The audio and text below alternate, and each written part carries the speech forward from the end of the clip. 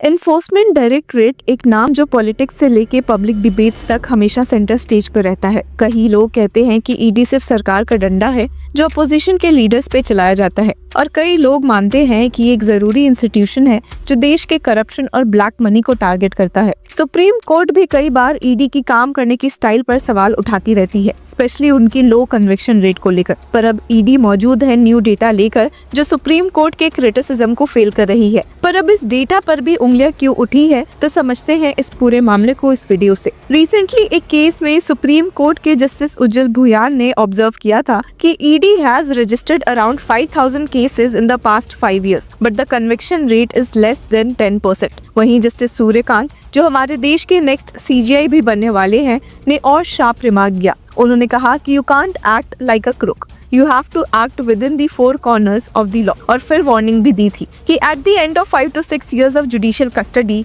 If people are acquitted we will pay for this. अब यहाँ पर कॉन्ट्रडिक्शन शुरू होता है, क्योंकि जब जुडिशरी रिपीटेडली ईडी को क्रिटिसाइज कर रही है, उसी टाइम ईडी ने अपना एक सॉलिड काउंटर नैरेटिव बिल्ड करना शुरू किया, और इस काउंटर नैरेटिव के सेंटर में है कन्विक्शन रेट डेटा। अब अगस्त 2025 में पीटीआई ने डेटा रिपोर्ट किया था, जिसमें कहा गया था कि लास्ट 5 years में ईडी का कन्विक्शन रेट 92.68% था। इस डेटा के हिसाब से जनवरी 2020 से जुलाई 25 के बीच स्पेशल पीएमएलए कोर्ट्स ने 41 केसेस में जजमेंट दिए, जिसमें 38 में कन्विक्शन हुआ और 98 अक्यूज्ड गिल्टी ठहरे। फॉर्मूला सिंपल था, कन्विक्टेड केसेस को टोटल डिसाइडेड केसेस से डिवाइड करके परसेंटेज निकाली गई। एनडीटीवी ने भी इसको रिपोर्ट किया था और हाईलाइट किया था कि कन्विक्शन रेट सरप्राइजिंगली हाई है, जबकि अपोजिशन का हमेशा ये कहना था कि ईडी का कन्विक्शन रेट पुअर है। लेकिन बस एक महीने के अंदर सितंबर 2025 में ईडी ने अपना कन्विक्शन रेट और ज्यादा इम्प्रेसिव दिखाया। एजेंसी ने कहा कि we have secured conviction in 50 of the 53 cases in PMLA special courts, achieving a conviction rate of more than 94%। मतलब एक महीने के अंदर ही कन्विक्शन रेट में ऑलमोस्ट 2% का जंप। पर यहीं पर लोगों के मन में सवाल उठे कि ये जंप हुआ कैसे। अगस्त तक कन्विक्शन रेट था 92.68%, 38 out of 41, और सितंबर में डेटा आ गया 94%, 50 out of 53। बेसिकली एक महीने के अंदर ही और 12 नए केसेस डिसाइड हुए, जिसमें 12 में से 12 कन्विक्शन निकला, यानी एकदम परफेक्ट रिकॉर्ड मेंटेन हुआ। अब ईडी इसको अपना सक्सेस स्टोरी बता रही है। उनका कहना है कि पीएमएलए ट्रायल्स को फास्ट ट्रैक किया गया है, पेंडिंग प्रोसिक्यूशंस को पुश किया गया, और जो भी सिस्टमिक हर्डल्स थे उनको टैकल किया गया। लेकिन क्रिटिक्स का कहना है कि ये एक तरह का सिलेक्टिव ऑप्टिक्स है, क्योंकि अगर ओवरऑल डेटा देखे तो जुलाई 2025 तक पार्लियामेंट में गवर्नमेंट ने सबमिट किया था कि 2015 से जून 2025 तक सिर्फ 8 कन्विक्शंस ऑर्डर्स आए हैं, जिसमें 15 लोग गिल्टी ठहरे। मतलब बड़े पिक्चर में कन्विक्शन स्टिल बहुत कम लगता है। सिर्फ यही नहीं, बल्कि पार्लियामेंट में ये भी कहा गया था कि the enforcement directorate has filed closure reports in 49 cases under the prevention of money laundering act over 10.5 years। जुलाई 28 को पार्लियामेंट में ये बातें minister of state for finance Pankaj Chaudhary ने कही थी in a written statement in the Rajya Sabha. हालांकि ये कॉन्ट्रडिक्शन भी अब समझना इंपॉर्टेंट हो जाता है। अब ईडी का कहना है कि जब आप कन्विक्शन रेट कैलकुलेट करते हो तो बस उन्हीं केसेस को काउंट करो जिसमें कोर्ट ने मनी लॉन्ड्रिंग पे फाइनल जजमेंट दिया है, और उनमें से मेजॉरिटी में कन्विक्शन हुआ है। लेकिन पार्लियामेंट और सुप्रीम कोर्ट जो लार्जर डेटा देखते हैं, उसमें pending cases, acquittals and closure reports सब इंक्लूड होते हैं, इसीलिए गैप दिख रहा है। अब थोड़ा कंटेक्स्ट भी देखते हैं। पीएमएलए का स्ट्रक्चर ही ऐसा है कि ईडी खुद से केस रजिस्टर नहीं कर सकता, उसको हमेशा एक प्रेडिकेट ऑफेंस पे बेस करना होता है। एफआईआर पुलिस या सीबीआई ने फाइल की हो, तब ईडी उसको पिक करके अपना ईसीआईआर बनाता है। मतलब अगर प्राइमरी केस डिले होता है तो उसका डायरेक्ट इम्पैक्ट पीएमएलए ट्रायल पे भी पड़ता है। ईडी खुद अपनी एनुअल रिपोर्ट में ये एक्नॉलेज करता है कि delays in those proceedings invariably impact the PMLA trial, और इसीलिए ईडी ने अपने 32nd क्वार्टरली कॉन्फ्रेंस श्रीनगर में रखा, जहां सब जोनल हेड्स इकट्ठा हुए। अब ईडी डायरेक्टर राहुल नवीन ने क्लियर इंस्ट्रक्शंस दिए कि expedite pending investigations, ensure filing of final prosecutions complaints and make all possible efforts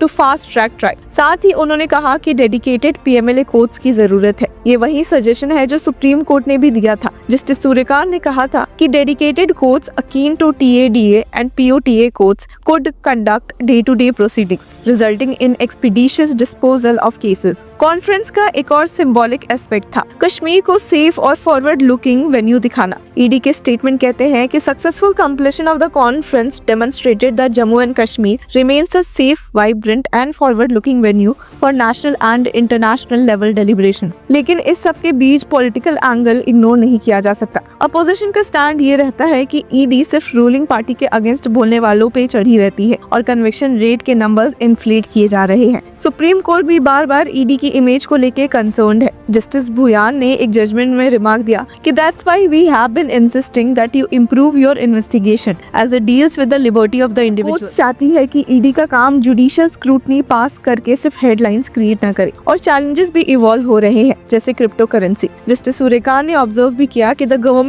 ought to seriously think of regulating cryptocurrency. A day would not be far when bribe takers would take bribes in cryptocurrency. ED के लिए नए frauds जैसे online betting, gaming and crypto laundering एक बड़ी headache बन गए हैं। अब ASG राजू ने भी कोर्ट में ये डिफेंड किया था कि कन्विक्शन रेट लो इसलिए है क्योंकि इन्फ्लुएंशियल क्रूक्स डेलिबरेटली डिले करते हैं। They employ a battery of lawyers to file applications after applications. The investigating officer keeps on running to court instead of focusing on investigation. तो viewers picture कुछ ऐसी है कि एक तरफ सुप्रीम कोर्ट और पार्लियामेंट का डेटा जो ईडी की पुअर कन्विक्शन रेट हाईलाइट करता है और दूसरी तरफ ईडी का सिलेक्टिव डेटा जो कहता है कि कन्विक्शन 92 to 94% है। एक महीने के अंदर 92.68% से 94% का जंप भी इसी नैरेटिव बिल्डिंग का पार्ट है और इसी वजह से लोगों के मन में काफी डाउट्स भी पैदा हो चुके हैं। पब्लिक के लिए सबसे बड़ा सवाल यही है कि किस वर्जन पे विश्वास किया जाए, ईडी का टाइटली फ्रेम्ड डेटा जो हाई कन्विक्शन दिखाता है या फिर सुप्रीम कोर्ट और पार्लियामेंट का ब्रॉडर डेटा जो लो कन्विक्शन दिखाता है। फिलहाल तो ईडी ने अपने क्रिटिक्स के लिए एक काउंटर पंच दिया है।